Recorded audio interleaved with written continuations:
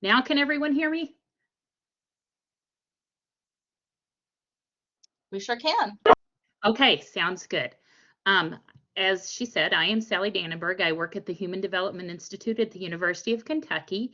And today I just wanted to share with you some of the exciting resources that we have available. And I know if some of you were in the last session, Anita Dowd was talking, and one of the courses that we developed, we had Anita's help. So it's fun to see that connection between the two, between the libraries and the Human Development Institute. Can I advance the slides on my own, or do you need to do those for me? I believe you should be able to do it yourself. But if you need me to, Okay. I can push the button. Okay. Can you just tell me where where I need to do it? On mine, underneath the slide itself, I've got a right arrow that says Okay. next Oh, slide. yes, I see it. Thank you. Okay, Okay. I can do those now. Thank you very much. But just to tell you a little bit about the Human Development Institute, our mission is to advance those efforts to build inclusive communities, address inequities, and improve the lives of all people who experience disability across the lifespan. And I'm talking from birth through death. We also work with people that don't have disabilities. That's one of the main jobs of the Child Care Aware of Kentucky, and that's a resource I'll talk about in just a few minutes. And we have lots of people that are leading the fight across Kentucky, as well as we're linked to many resources across the country. So hopefully you'll find something that will pertain to the people that you work with when I'm going through all of these. This is just a list of a few of our projects, and I'll talk about each individual project as I come to it. You know, as I said, we work with all ages and all abilities. So, okay, the first resource I want to highlight is called HDI CATS. And this is one of our centers for assistive technology services. There are these centers across the state of Kentucky. This one basically serves Lexington and the Bluegrass area. But using this web link listed here, you can access the ones in different parts of the state. I did ask the question before I did this presentation. And if you as a library would like to borrow some of these resources from these assistive technology services, you will have to have one person in your library fill out an application, and then you can borrow different things that some of your patrons may need while they're in the library, or talk about these resources with your patrons, and they themselves can fill out the application and borrow these things. And I just have pictures of a couple different examples here. The picture on the left are some things that one of our HDI CATS employees created: bottle openers, adaptive measuring cups, things like that. But there's all different kinds of things there. When my mother was alive, she had a talking scale because she couldn't see, and she was required to weigh herself daily. So the scale would talk to her and tell her, what her weight was for that day. Once she passed away, I donated the scale. They use it daily for some of their, they lend it out just like the library does lend books out, and people can use these different resources. They also have a huge variety of adaptive toys for children, and you'll see this Big Mac switch at the bottom. And it is a switch that can activate a toy. So if you have a child, for instance, with cerebral palsy, they can hit that switch and make something happen where it may be harder for them to activate a toy if they had to push a tiny button or something like that. So that's a great resource for the libraries as well as the people you work with. The next resource, as I talked about earlier, is Child Care Aware of Kentucky. And what we do, and I'm sure you probably have people that work, that are child care providers that come into your library for story hours, things like that. Child Care Aware of Kentucky has coaches throughout the state of Kentucky that help child care providers. We have health and safety coaches that help the providers create a healthy and safe environment for the children. We have training coaches that help train the providers about different subjects. And, you know, if you, in your county, if you want to go to a meeting of child care providers, or if you want to talk to that coach about providing a training about all the resources that the library has, that would be a great thing. We have professional development coaches that help make sure that our providers have the educational opportunities. There's some scholarships out there, things like that. So those are things that are available. And then the last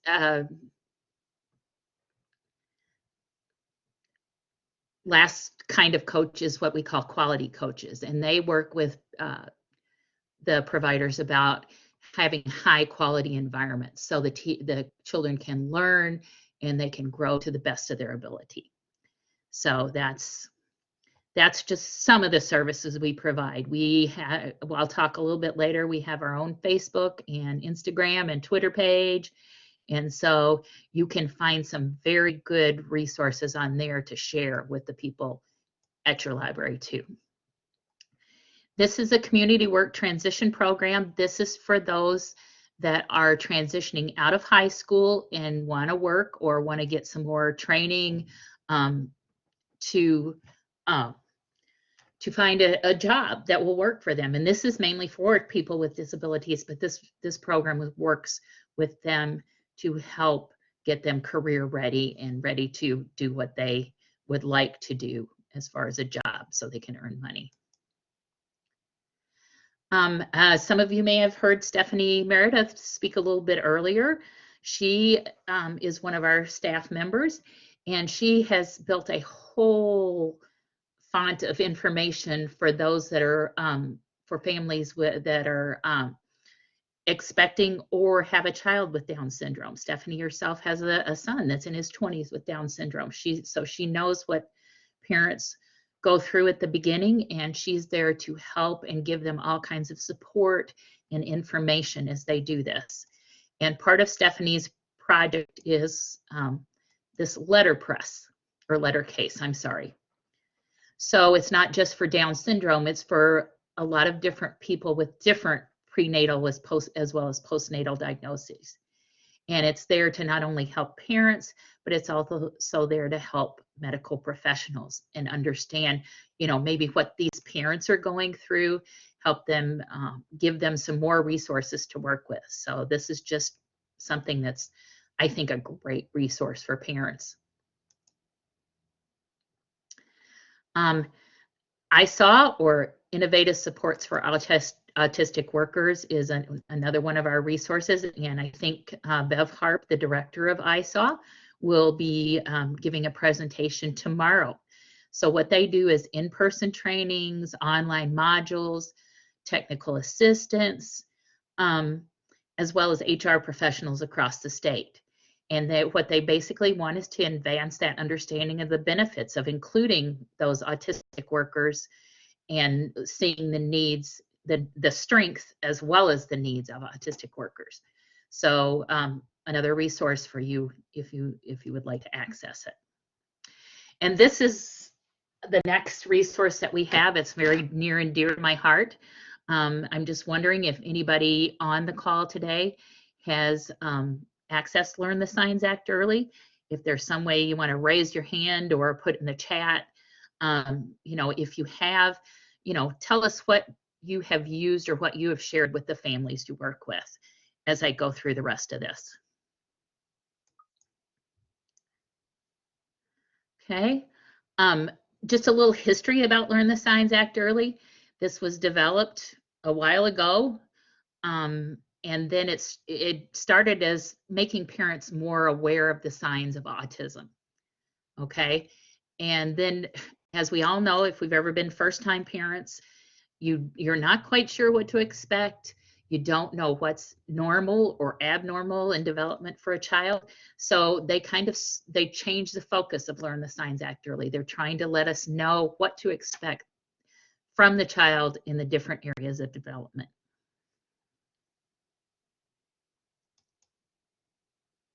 Okay, and these are just some statistics that I'll let you read. But I think this, the 1 in 44 children has autism is really interesting.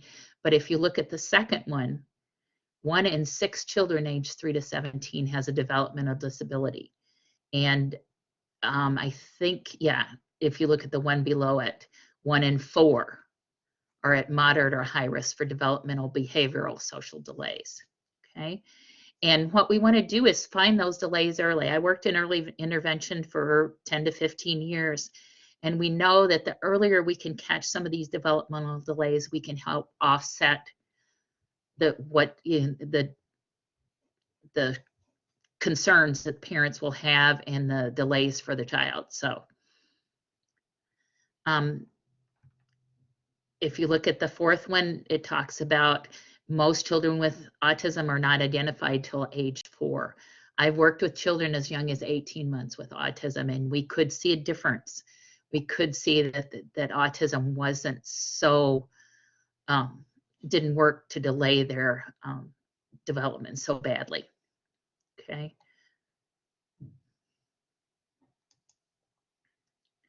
And hopefully, I'm not sure, will I be able to play this video or not?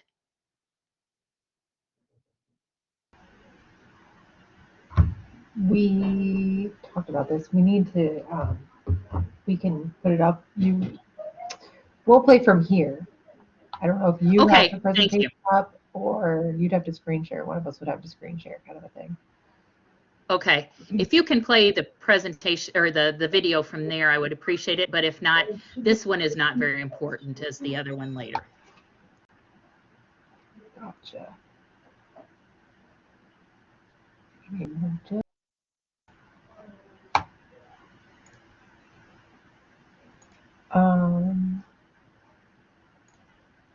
If it's not working, don't worry about it. Let me.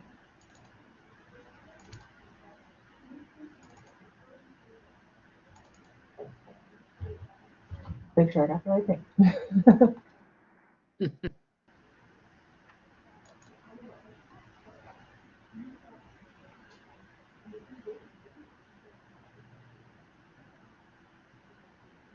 Why do I see the presentation? Oh, wait. Maybe it's this one.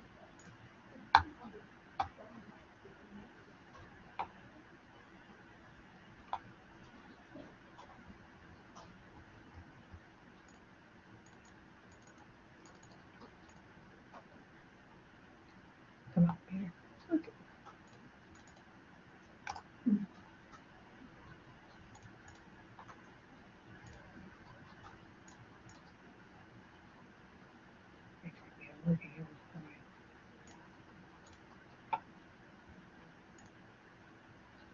Ah. Started working. I was like, no, hold on. All right. Share my screen.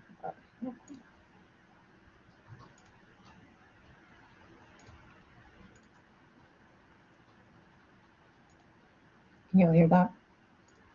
Okay, perfect. Thank you. Can you Oops, hear it? it was up there for a second.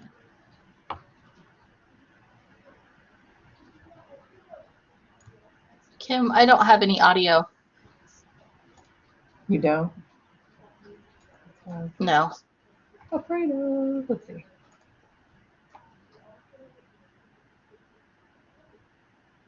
I'm sure.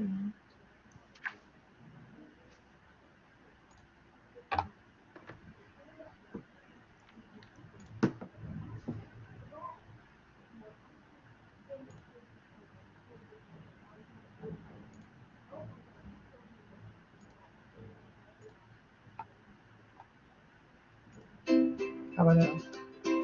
There you go. Okay. Clara is our first child, and we didn't know what to expect being first-time parents. And it's just been such a fun experience to watch her grow. Starting out very early, we monitored Clara's development using the Learn the Signs Act Early checklist. It was just an amazing resource to be able to say, okay, this is what she should be doing at this age, and it calmed our fears a little bit. I would have to say my favorite resource of the Learn the Signs Act Early it would be the app, but having the app readily available has honestly been great, and it's been awesome just seeing her development and growth. The Learn the Signs Act Early app is actually very easy to use. I can access it right there on my phone, and whenever my mind kind of pops to it, I can open it up. I think I am a Learn the Signs Act Early super user. The Learn the Signs Act Early materials have been invaluable to me because I feel like they've been there with me throughout parenthood in kind of the way that a wise old friend might be. Using Learn the Signs Act Early has helped me monitor my daughter's development and gives me a great peace of mind that the information is accurate and it's backed by science. It's fun to see when she achieves a milestone. I feel very proud for her and excited.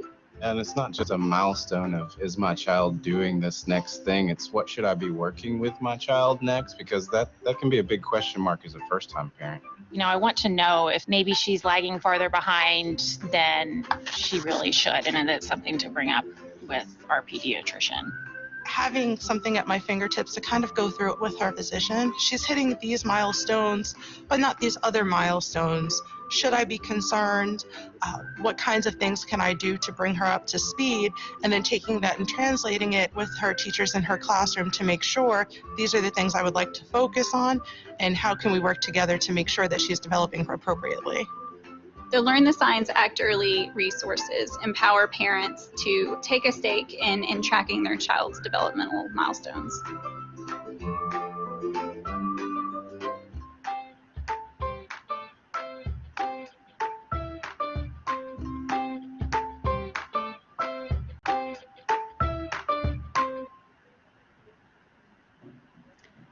Thank you for pulling that up. Yeah, no problem. And get your slides back. Okay.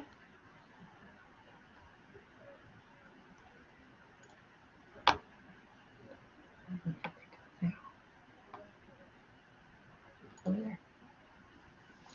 I was like, where's her name?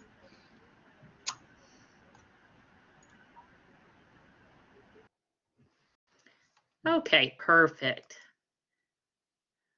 Just to talk a little bit about the milestones checklist, they start at age 2 months and they go every 2 months for the first year or so, and then they go into longer intervals and they go all the way up to 5 years. So parents can look at those checklists and say, yes, my child is doing this, or no, they're not, or it's not yet. They may be working on some of these milestones. So that's just a way to check and make sure your child is developing the way they should. They look at 4 areas of development, and if I can remember correctly, it's social, motor, cognitive, and language. And some of those overlap, but they still give you an idea of how that child is doing.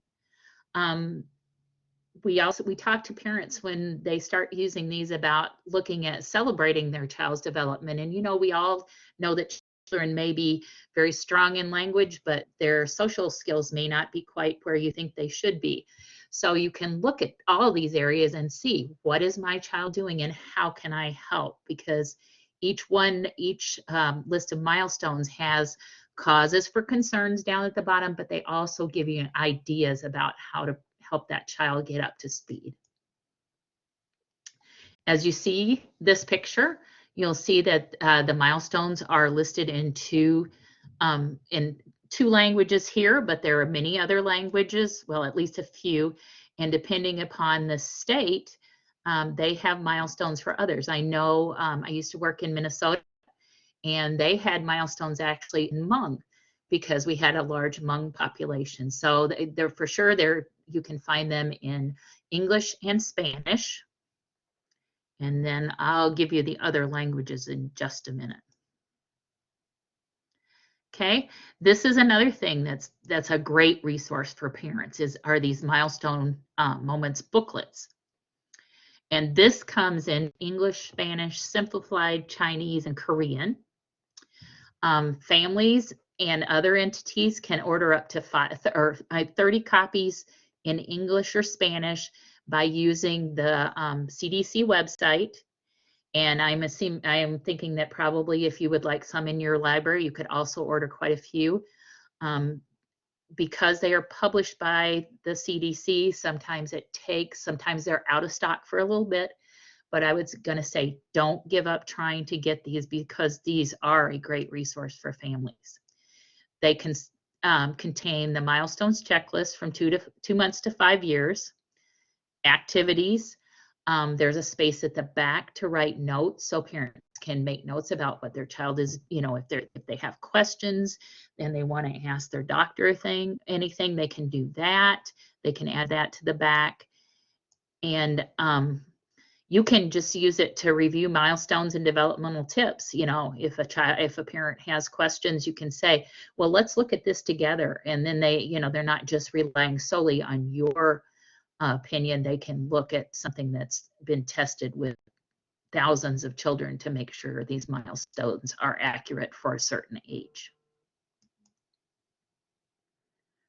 And this is just what they include, again, like we talked about. It's a resource for the parents. A lot of I remember I had baby books for my children, but now we have all kinds of online resources, and parents can keep this and look back on what their child was doing at a certain age, and how they can encourage development. They can try some of the activities listed. They can take it along with them to their doctor's appointments. And then there's a developmental tracker at the end, so they can see, okay, my child is doing this or isn't doing what they need to be doing.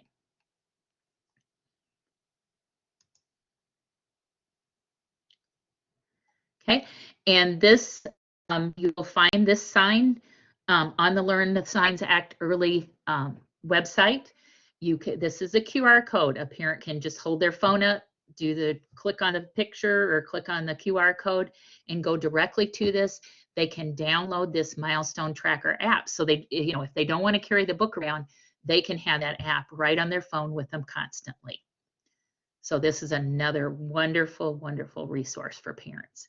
And you can get this app, you can get signs with this QR code on it from our Learn the Signs Act Early ambassador, Kentucky ambassador, Christine Hausman, and I'll put her email up at the end of my presentation.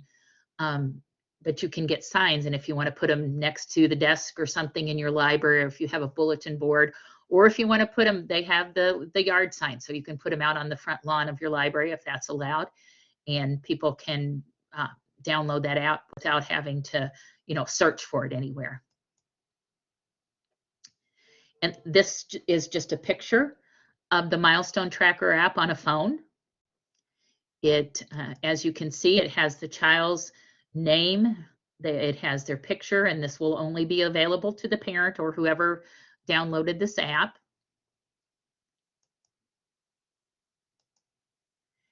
And then, as you can see on the right-hand side, it gives you the milestone, plus it has pictures or videos of that milestone, so parents can get an idea. It may be written, child sits up by themselves, but, does a parent understand that if the child, needs to prop on their hands, that's one thing versus sitting without holding on, or, that's a different thing. So this actually shows the parent what is expected for that milestone, and then the parent can go back and make an accurate entry into the tracker for the child.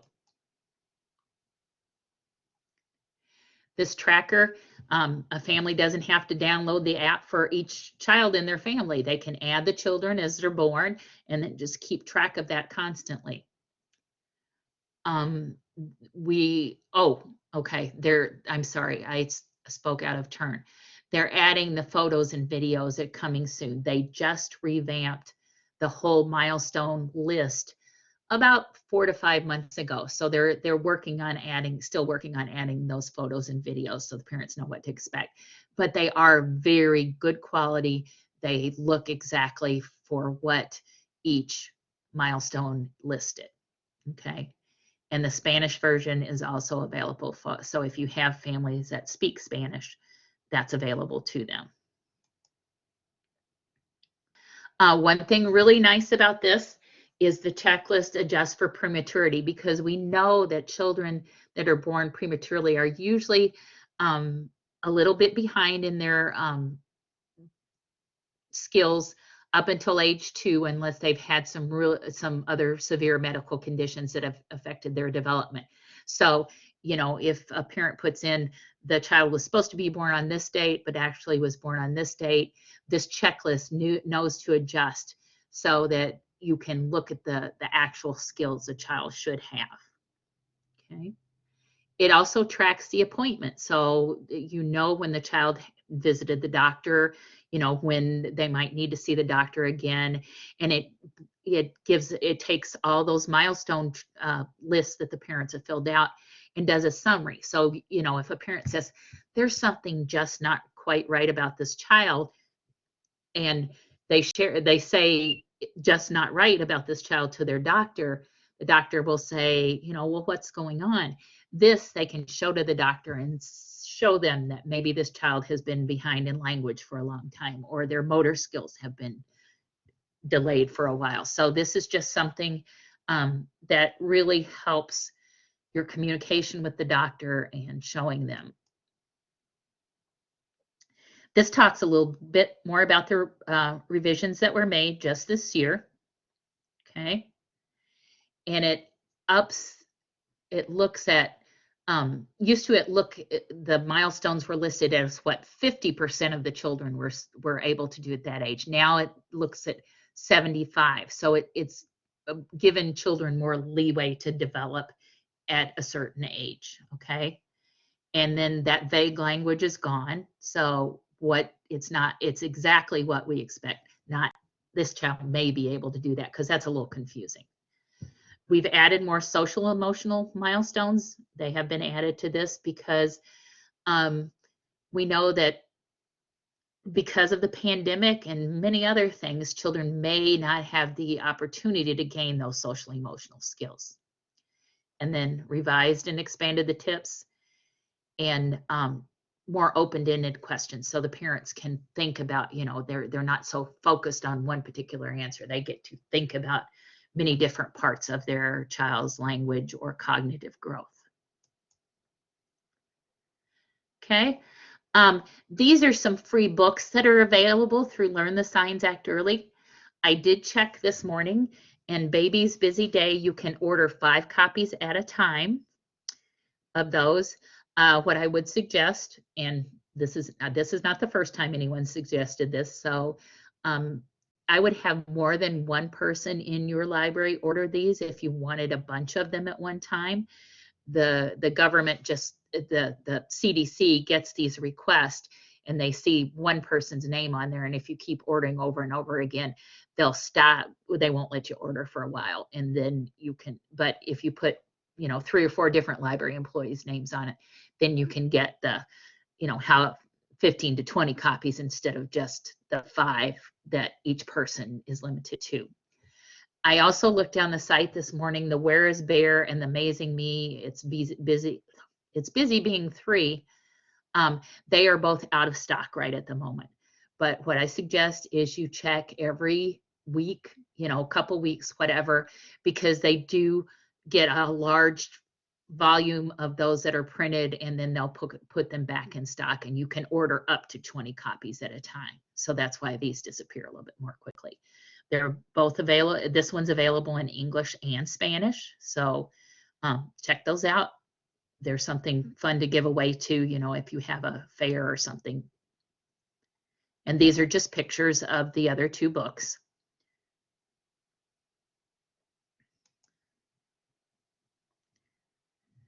And if you'll notice in the bottom right-hand corner, the first milestone checklist has the CDC's logo on it.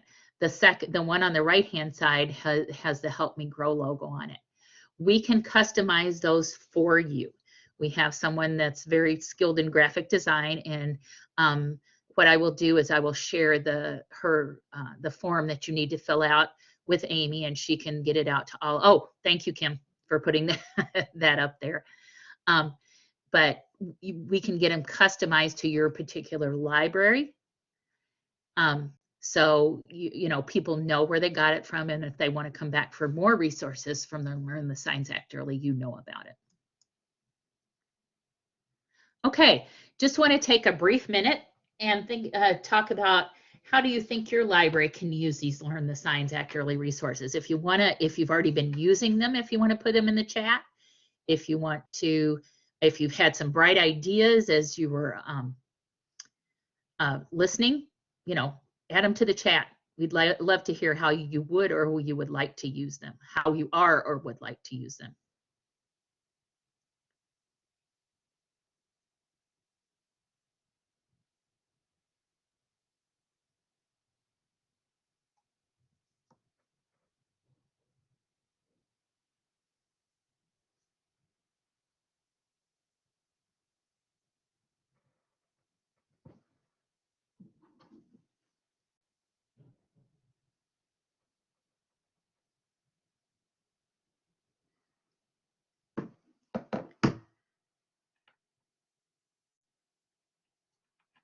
Okay, we'll take another minute, and if somebody comes up with any ideas, just throw them in. If we don't have any before I start again, we'll look at them at the end of the session if that's okay.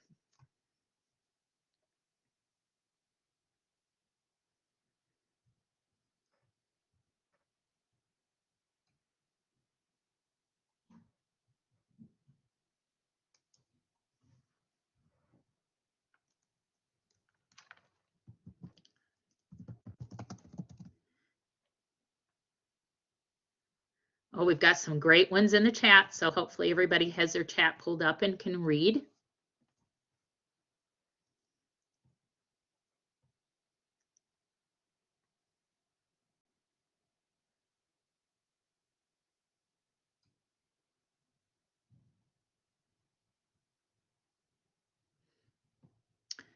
Melissa, that's another good idea. Programmers using some of these resources to plan activities. And one other, as I said, the Learn the Signs Act Early resources has some great things in it for activities. But with the new Kentucky Early Childhood Standards, they have, KET has created some things about helping the children get school ready. And so I would encourage you to go on their website too to find, you know, other ideas.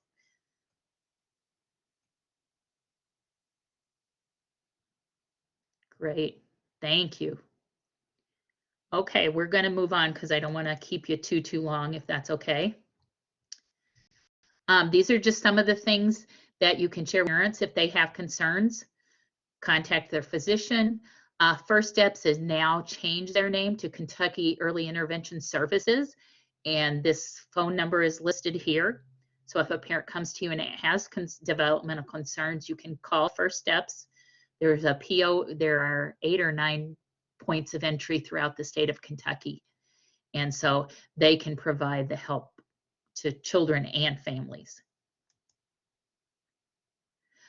I think I am going to skip this video, but I will tell you about this resource. How many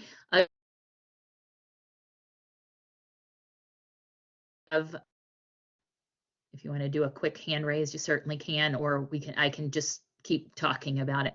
Roomdoc.org was developed after the Learn the Signs Act Early Developmental Milestones were delivered, and it has lots of things about helping parents build those babies' brains.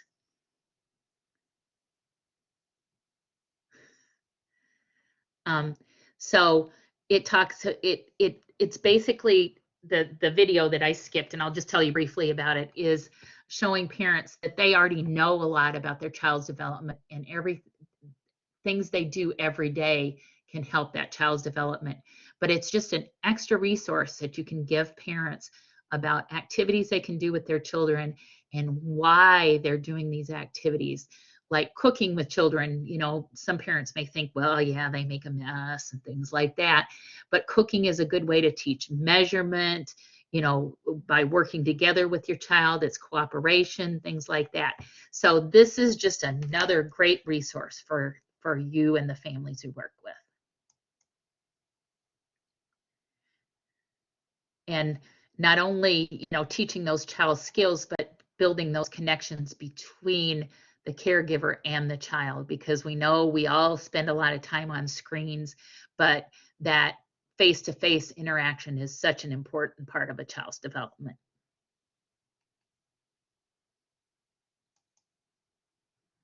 Okay, and these are some of the ways that you can connect with us. Okay, we do have our own Facebook page, the Child Care Aware of Kentucky Facebook page. Every Monday, and I'll talk, oh, I should have, sorry, I should not have started talking about that right now, but because I have a slide a little bit later. But we talk about those milestones every Monday. The CDC also has the Milestones Matter web or Facebook page, where they do talk about those individual milestones. The Learn the Signs Act Early, and then Vroom is that other one, and then our Child Care Aware of Kentucky website is a great resource. You can find all kinds of things there too. This is Christine's contact information. She is our Learn the Signs Act Early Ambassador for Kentucky. And she is a pretty busy lady most of the time, but if you call her or leave a message or email her, she does have some of the resources that we talked about earlier in store. So if you need something immediately, you can contact her and say, can you get me this? We have our coaches throughout the state of Kentucky, so one way or another, we'll figure out how to get you something if you really need it right away. So, okay, this is the Milestones Monday on our Facebook page that I was talking about, and this is just an example. Every month I choose a different age milestone or different age to focus on, and then I try to pick one out of each of the different domains of development and give you that information. I also put a lot of information from other resources, health information, safety information for children. I put the recalls from the Consumer Product Safety Commission up on there, so families will know if they have a product that's not safe for their children too. So this is just a resource for you. This is another, we're out of the Learn the Signs Act Early right now, where I'm going back to some of the other Human Development Institute resources. We offer resources for pre-service health training for those people that are becoming doctors, physician's assistants, nurse practitioners, whatever, and working with people with disabilities. So if you have someone with a disability that maybe comes to your library and they're having trouble, getting their point across to their healthcare provider, this can be suggested to that healthcare provider that helps them understand, what to do during some of those visits to help them, the person with a disability, get the care they need. Project Scope is working with children that have been not abused, exposed to drugs. And it's just, we're trying to help people understand what's going on with these infants, because many times these infants are harder to soothe, things like that. And so we're working with an interdisciplinary group. We've done lots of training for child care providers. We've done trainings for medical staff, things like that. So this is just another project that I think has a great potential to help people throughout the state of Kentucky. Retain is one of the projects that's been very popular, especially lately. This is what we're trying to help people that have been injured or have had some type of illness which interferes with their ability to work. And this even includes people with like long haul COVID.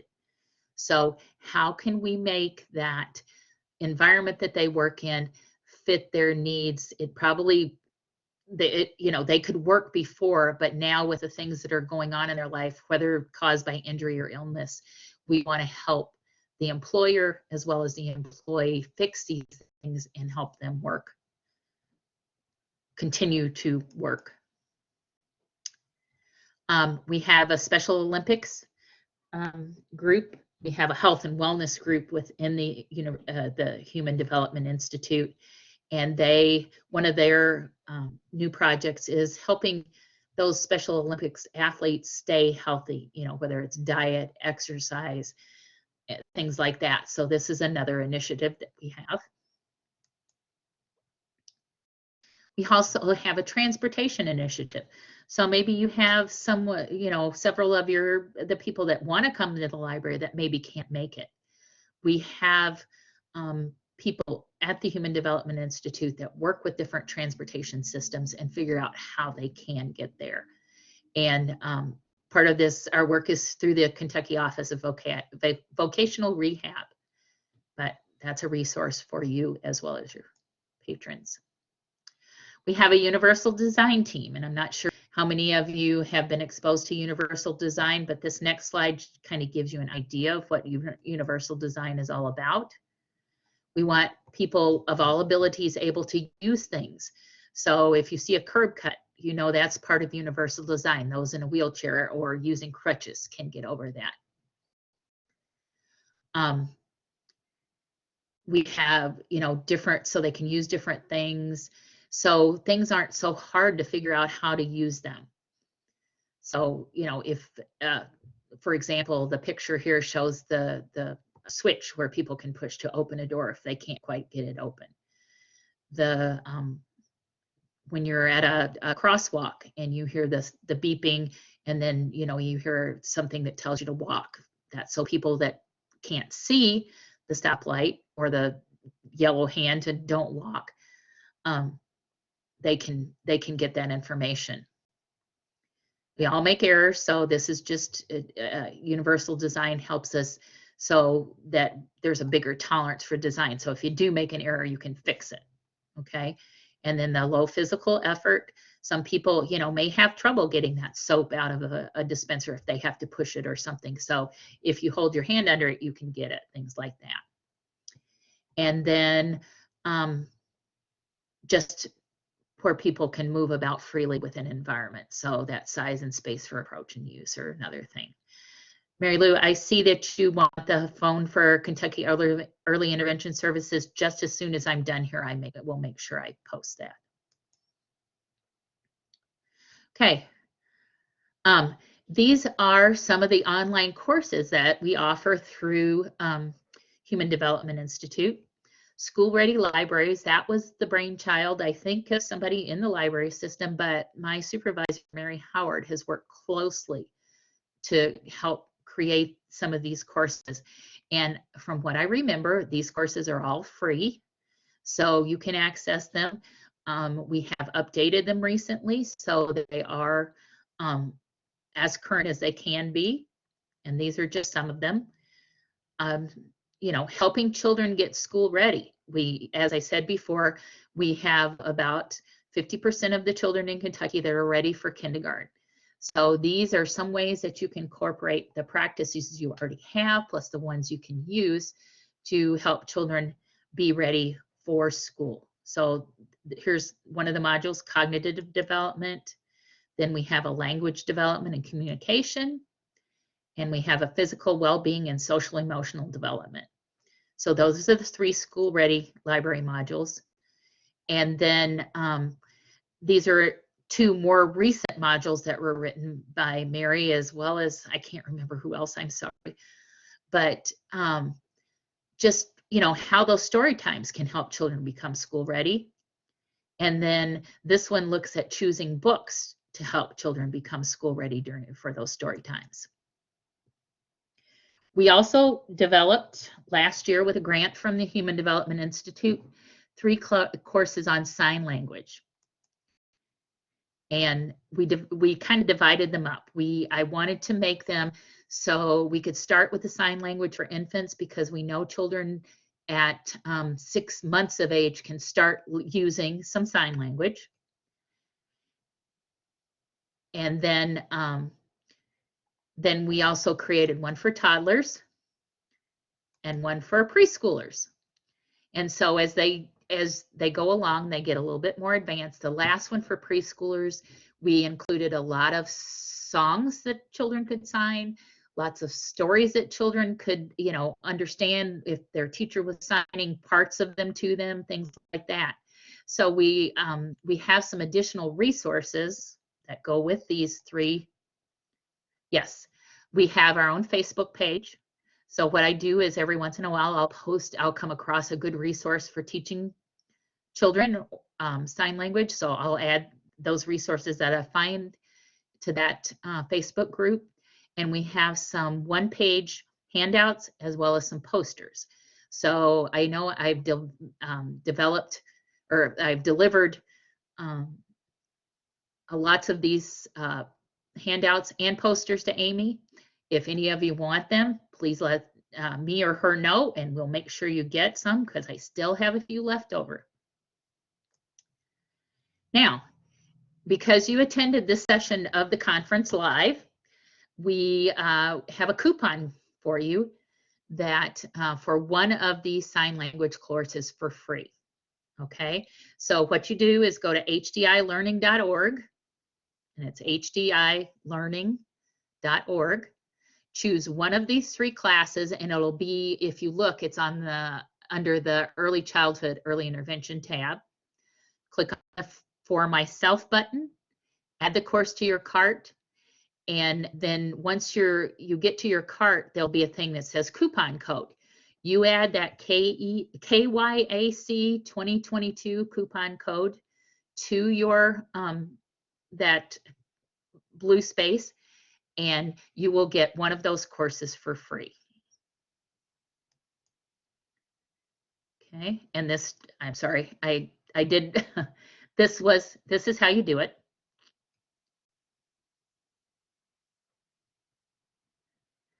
And you may, if you have never been to our website before, you probably will have to fill out some information. So this is what, this kind of tells you the process for setting up that thing. If you ever have trouble accessing your course or the HDI Learning website, let me know. And my email is sally.dannenberg@uky.edu.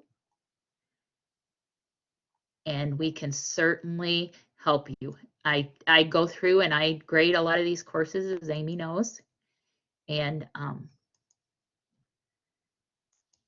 I can help you with whatever problems you may be having, and if I don't know the answer, I'll get you the answer. So if you have any questions right now, would you go ahead and put them in? I know we're getting very close to our time, and I don't want to overstay my welcome here. But I am looking up that Kentucky Early Intervention System phone number real quick for you here.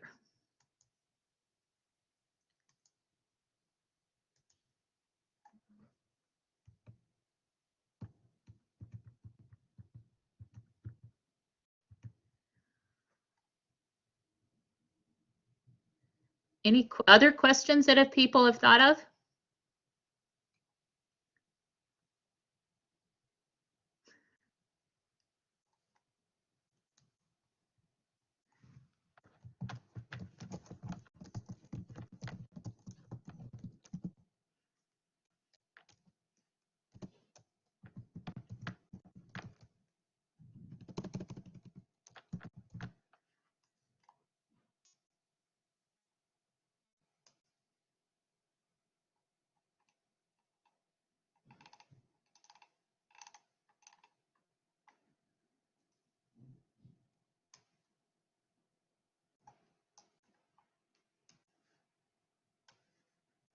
Okay. Well, then, oh, Roseanne, I'm glad to hear that you like the courses. And this is a different number than the original Kentucky Early Intervention Services, but the number I just put in, but it will get you to their main number, and then they can let you out to the different points of entry within the state.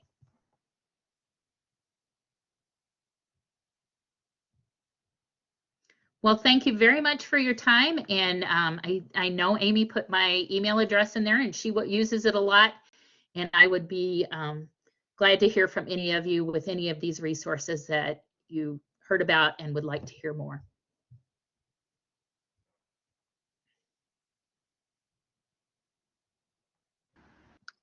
All right, thank you very much, Sally. This was great. If you noticed in the comments, she's going to be speaking for us in the next hour in room 2. So if you want to see more of what she's got to share, then head on over there. The next session we will be having in this room will be about oral histories, storytelling opportunities and considerations from Wyatt Woodson at the Kentucky Historical Society. So we're going to take about an 8-minute break and then come back at 3. Thank you.